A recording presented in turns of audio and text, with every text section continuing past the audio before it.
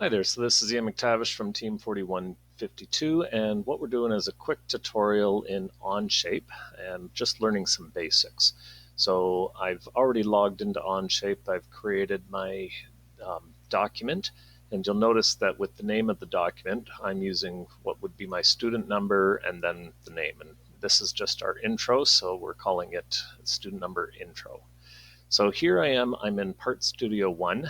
Down here, there's the tab manager, so I can turn the tab on and off. And in Part Studio One, you can see I've got my different planes, and I've got a bunch of tools up here. I've got my view cube, etc., etc. So I'm going to select the front pane, and what I'm going to do is I'm going to select the sketch button. Now, I'm now in a sketch, and I can see that based on now the tools that are there and this sketch dialog box. I'm pressing the letter N on my keyboard. The letter N on my keyboard normalizes the view, so it's as if I'm looking at it head on. I'm just going to move this out of the way. And what I'm going to do is I'm going to create a rectangular tube. So under the drop down here, I've got my center point rectangle. And you'll notice that when you're selecting things, you've got key letters that you can use on your keyboard to select items, and you've also got little directions on what to do. So I'm going to select that. And when I hold my mouse over the origin, you see how this becomes orange and this little icon shows up. That little icon indicates that it's coincidence. So what I'm doing is I'm locking my center point based on the origin. So I'm going to click once, and now I'm going to move my mouse, and it doesn't matter how much I move it. What I'm going to do is click a second time, and now I can type in my dimensions. So I'm going to just type the number 1 for 1 inch and the number 2 for 2 inches.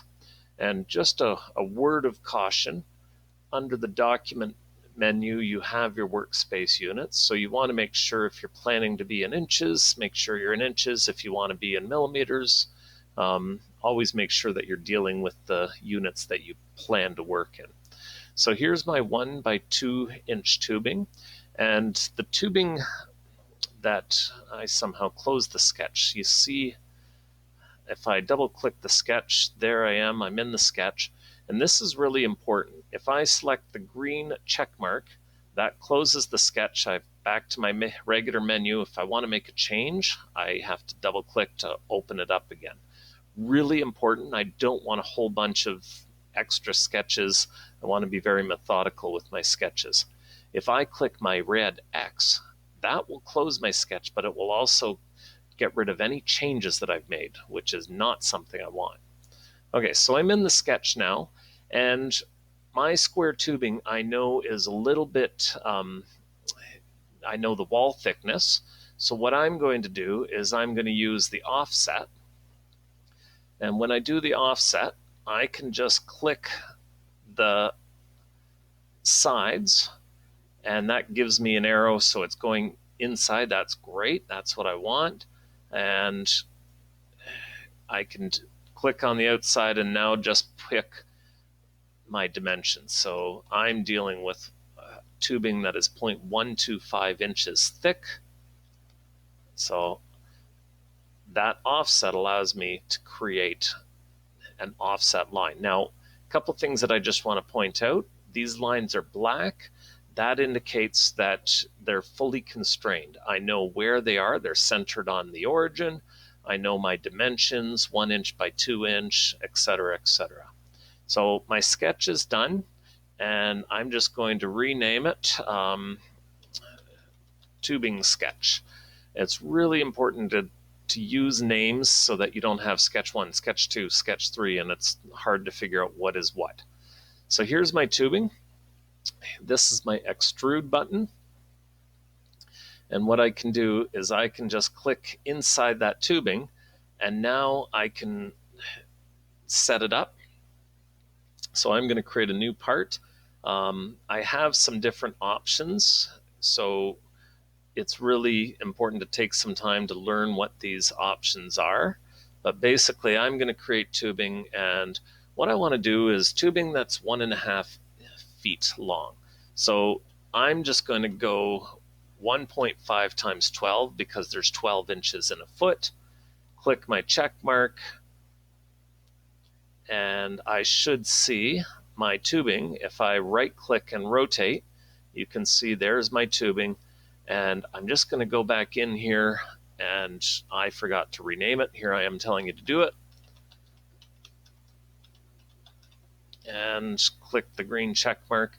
There's my tubing. The last thing that I want to do is I want to just take my fillet here, and I'm just going to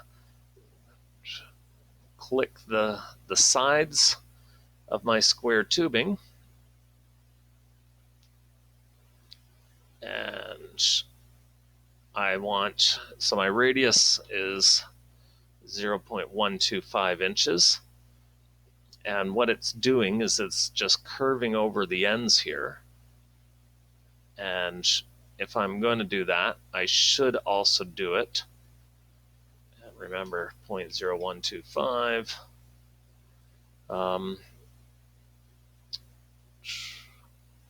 What I'm going to have to cancel that. The problem was my 0.125 is obviously too big because it's going to make a gap, and so that's why I'm getting the red and I can't do it. So I can go back in, I can change that 0.025 maybe. So I can play around with this and get the dimensions I want, and that is how you make square tubing.